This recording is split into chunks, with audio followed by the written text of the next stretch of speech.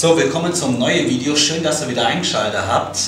Ich möchte euch heute ein Thema vorstellen, ein Evergreen Topic, sage ich jetzt mal, was sich nicht speziell auf unseren 107er bezieht, aber im Bereich der Oldtimer-Aufbereitung und Restauration immer wieder ein Thema ist, weil bei älteren Fahrzeugen habe ich ja sehr viel Chrom, ich habe verchromte Aluminiumleiste, ich habe verchromtes Kunststoff.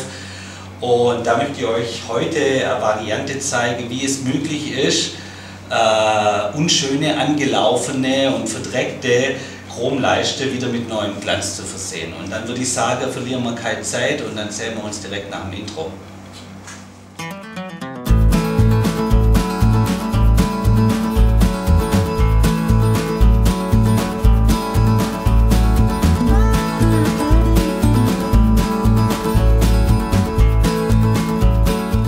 Gerade bei Oldtimer kennen wir das ja, es war früher ein Stilelement, gewisse Zierleiste, Blende zu verchromen, egal aus welchem Werkstoff sie bestehen. Man hat da ziemlich viel silbern gemacht, früher einfach um gewisse Optik zu erzeugen.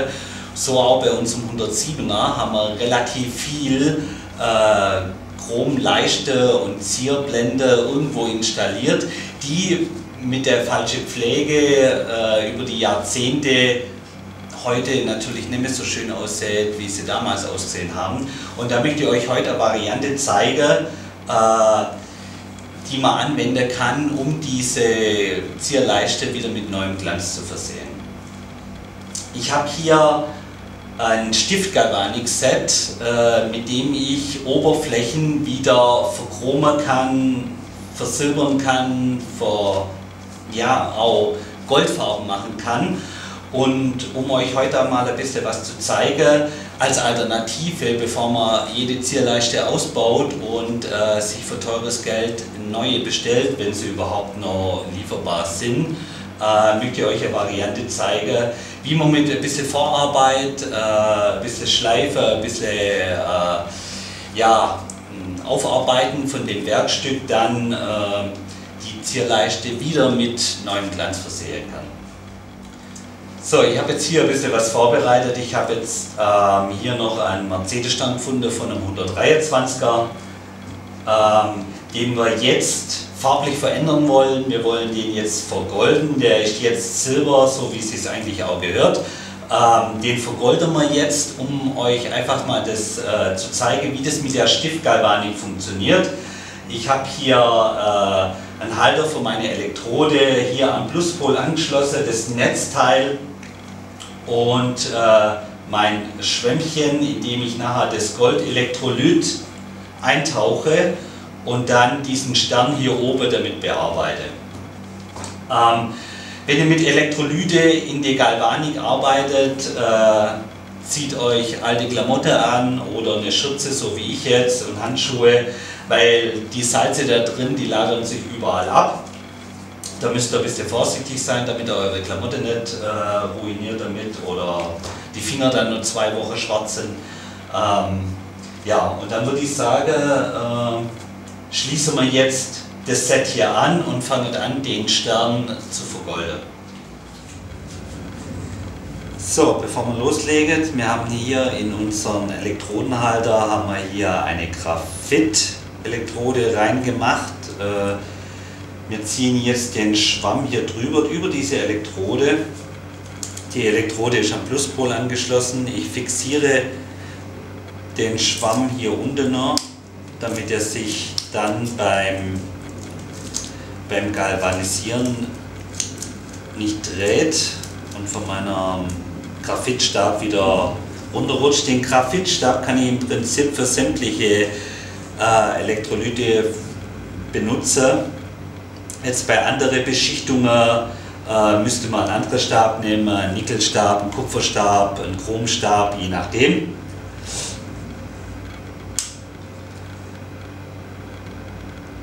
Ich schalte mein Netzteil ein, gehe auf um die 5 Volt, maximal auf Stromstärke, nehme mein Goldelektrolyt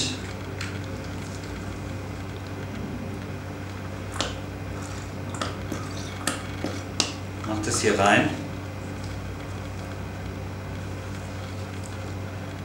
tauche meinen Schwamm in die Elektrolytlösung und fange jetzt hier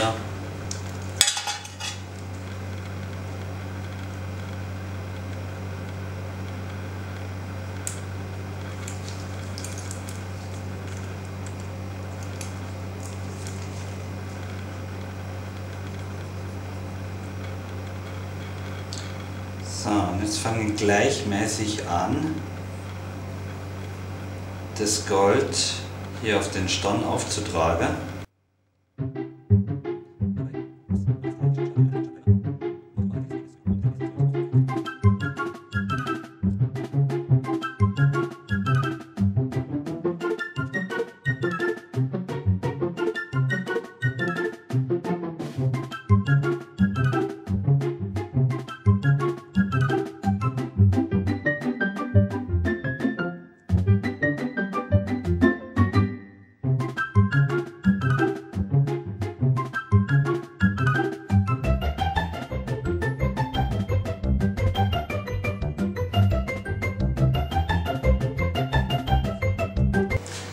So, unser Mercedes-Stern ist jetzt goldbeschichtet.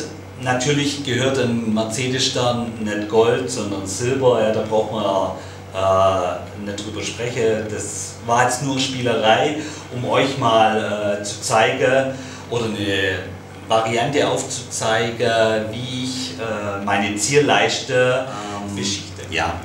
Wie mit jeder Beschichtung ist die Vorbehandlung ganz entscheidend. Ja? Wenn ihr verpickelte, sehr schlechte, angelaufene Chromleiste habt und dann meint, hier mit dem Stift drüber zu gehen, mit dem Chromelektrolyt und das glänzt dann nachher wieder wie neu, das funktioniert nicht. Die Vorbehandlung ist sehr wichtig. Das Werkstück muss abgeschliffen werden, das Werkstück muss komplett vom Chrom befreit werden, von der Unterschicht am besten auch noch befreit werden. Chrom wird ja meistens auf Kupfer oder auf einer Nickelschicht aufgetragen oder auf mehrere Nickelschichten aufgetragen. Und ihr müsst das Werkstück quasi komplett von der alten Beschichtung befreien, komplett, und dann anfangen sukzessive die Schichten wieder aufzutragen. Jetzt bei Gold hat es relativ einfach funktioniert, da brauche ich keine große Vorbeschichtung, sage ich jetzt mal. Bei Chrom verhält sich das etwas anders. Wenn ich hier das Chromelektrolyt, was ich hier in einem luftdichten Behälter quasi eingefüllt habe, damit ich damit arbeiten kann. Wenn ihr mit Chrom beschichten wollt, dann ist eine Vorbeschichtung notwendig, eine Kupferbeschichtung oder dann eben halt eine Nickelbeschichtung oder mehrere Beschichtungen. Ich muss danach die Schicht wieder polieren und kann dann als Finish, wenn es entfettet ist, sauber ist, mit destilliertem Wasser gereinigt wurde, dann auch meine Chromschicht auftragen im Stiftverfahren mit der Galvaniktechnik. Im Internet gibt es diese Sets relativ preisgünstig, entweder diese Stiftgalvanik oder sogar eine Tauchgalvanik, ein Tauchgalvanik-Set, was aber relativ klein ist. Ja, da tauche ich ja dann mein Werkstück in ein Galvanikbecken ein und mache das über das Tauchverfahren. Was sich aber jetzt im Kfz-Bereich weniger eignet, weil wenn ich hier eine 80 cm lange Zierleiste ausbaue, dann kriege ich das nur schlecht in so ein kleines Bad rein. Deshalb habe ich mich für die Stiftgalvanik entschieden und habe auch am 107er schon die eine oder andere Leiste damit behandelt.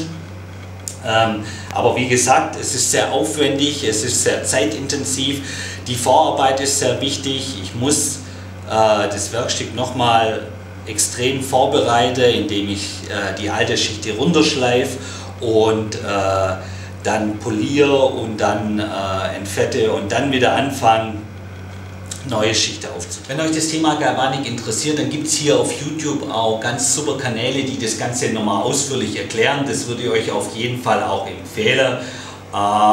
bevor ihr euch einfach erst zulegt und dann loslegt und mit dem Ergebnis nicht zufrieden seid und relativ viel Geld für das Ganze ausgegeben habt.